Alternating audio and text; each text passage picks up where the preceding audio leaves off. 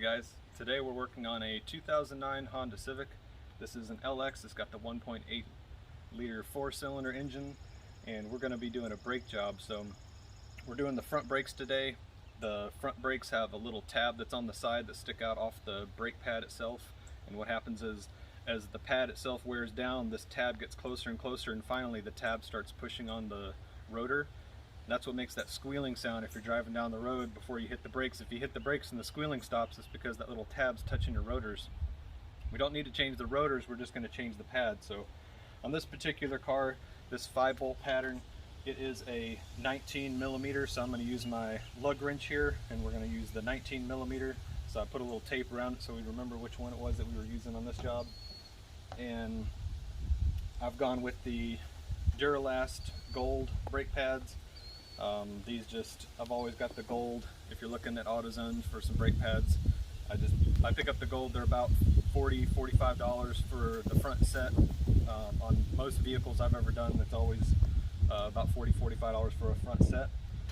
So what we're going to do, we're going to take our floor jack and we're going to get up under here, and on the bottom of the rocker panel here, there's usually always a thicker metal plate. In this case, you can actually see it's right here in between my fingers here. The rest of this is really thin, but there's a plate right here, and this is made for you to put your jack under so you can lift this up without damaging the metal underneath your car. So we're going to put the jack under here, and we're going to start lifting up on the car a little bit. But what we're going to do is we're going to go ahead and come over here and loosen up we're going to loosen the lug nuts a little bit while the tire's still touching the ground. We don't want the full force of the car on it, so we're going to jack it up a little bit, take a little bit of pressure off the tire, but we want the tire to still be touching the ground.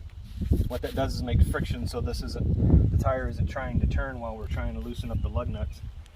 So we'll loosen all the lug nuts, and then we'll finish getting the car off the ground so that the tire is free, and then we'll loosen the lug nuts the rest of the way, and then pull the whole wheel off. So once we get the wheel off, or once we get it up in the air and start to take the wheel off, we'll come back and take a look and get the wheel off, and then take a look at the brake pads. So we've got the wheel off. So we finished undoing the 5 lug nuts, and then we pulled the hubcap off, and then we pulled the wheel with the tire off. We're gonna go clean those up real good. They got a lot of brake dust on them. But when we came in here to look at the brake pads themselves, the brake pads aren't bad. That's the brake pad right there up against the rotor in the back there, and it's probably got another 3/8 of an inch, and the other side's the same. So typically on these brake pads, there's a little pin on the side of the brake pad, and what that pin does is as the brake pad wears down, that thickness of the brake pad wears down, eventually that pin starts touching the rotor, and just that little flat pin touching the rotor is what makes that really high-pitched whining sound that you hear when you hit the brakes. So I don't know if it's just not on this side, maybe the other sides wore a little unevenly, but what I'm going to do is I'm going to go ahead and take off the brake caliper here anyway. There's a bolt at the top, and there's another bolt at the bottom, and then this whole part right here just comes out, so we can take this off.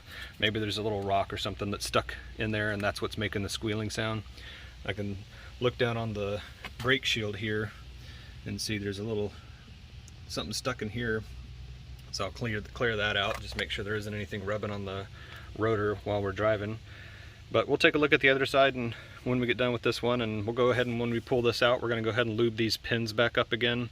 These pins slide in and out as the caliper gets clamped on the rotor, pushing the brake pads on the rotor. So we'll take this apart, clean it all out, re-lube those, probably look at the brake pads themselves and put a little bit of refresh the brake lube on the back of the brake pads, and hopefully that'll take care of this side.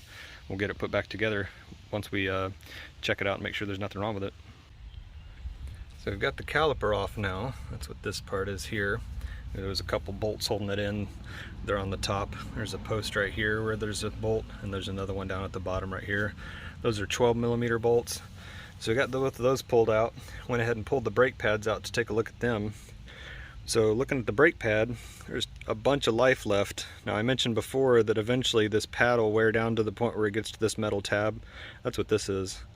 And the tab's still intact. Sometimes the friction where these things hit the rotor, the friction makes these little pins vibrate so much it'll actually snap the arm off. I've seen that before, but You can tell this has got a lot of life left before it would actually get to the point where it's going to start touching. So I don't believe we would be hearing a noise on this side. We went ahead and just cleaned up the pad real quick, just got the brake dust off of it. This is the other side, and as you can tell, it's just nice thick pad. We're not getting down to the bottom of the cup here. Sometimes on these they're made so that when they get to the bottom of this little indentation here, that'll make a little bit of a pocket, and that actually makes a little bit of a whining noise. But this one's not down there either, so that's kind of a wear indicator. Once it gets down to where you're at the bottom of that cup, you're getting close to needing to replace them. You can kind of tell if you got to the bottom of the cup on this one, you'd be about at almost at the tab. But these are good, so we're not going to replace the brake pads. We've checked the rotor out. We're just cleaning off the wheels and the hubcap real quick, but we checked the rotor out and doesn't seem to be anything pinched in here, so we're just going to add a little of brake lubricant to the edge of these metal tabs here. This is what the brake pad actually sits in. The little ear on the bottom of the brake pad actually sits in here on both sides, on the top and on the bottom. So we're going to put a little brake lube on there,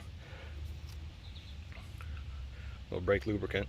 So we'll add that to the bottom. Now these pads that are on here actually have this coating on the back, and that helps with the vibration on the back of the pad. Both of them have it. So the back of these I'll probably just put a real light coating on, but I'm not going to overdo it because they already come with this I don't know, some kind of nylon or plastic coating or something on there, rubber maybe. So we're going to get this put back together once we get the wheels and tires clean, and switch the other side and see if there's anything going on with the other side. So we've got the passenger side undone now. So taking a look at the pads have plenty of life left in them, so we don't have any reason to go replacing these right now.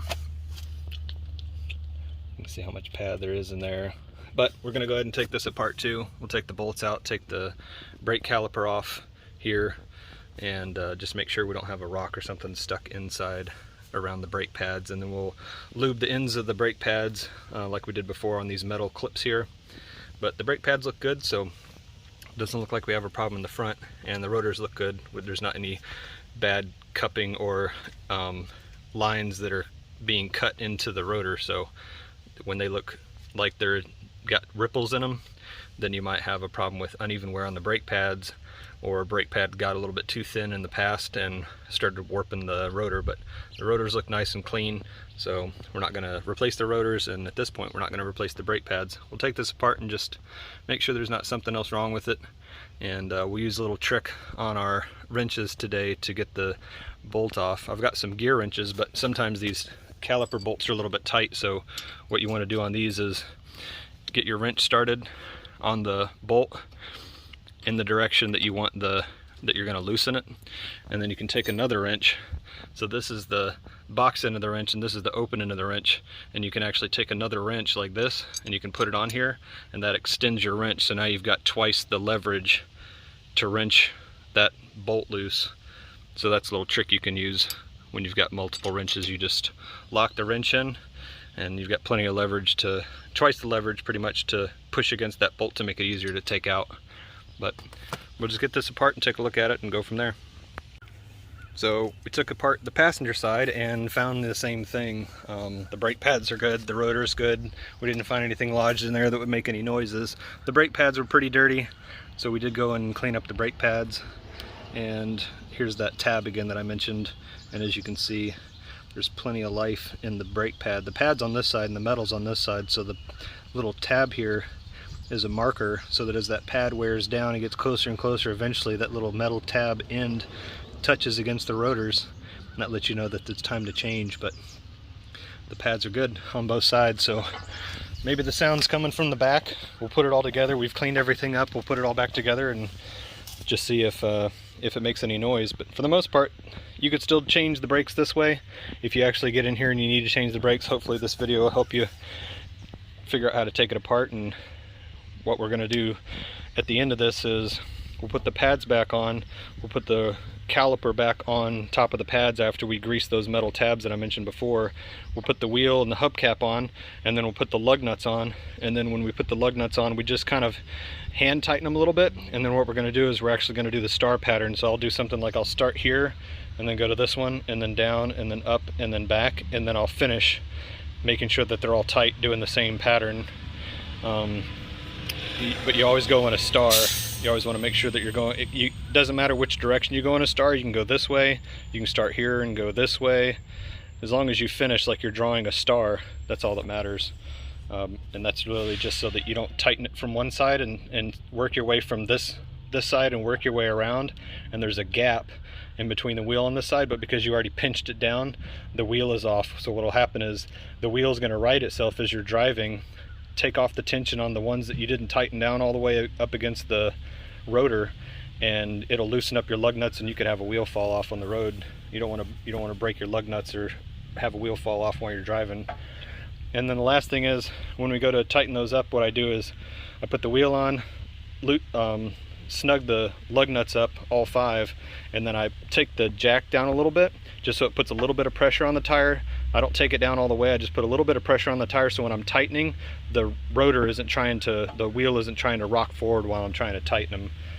But other than that, we're just going to put this back together and we'll test drive it and just see if there's any issues.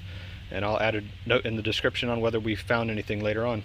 Thanks for taking the time to watch, appreciate it. Don't forget to subscribe to the channel, and we're going to do another video on this one sometime soon, and we'll do an oil change on this 2009 Honda Civic LX.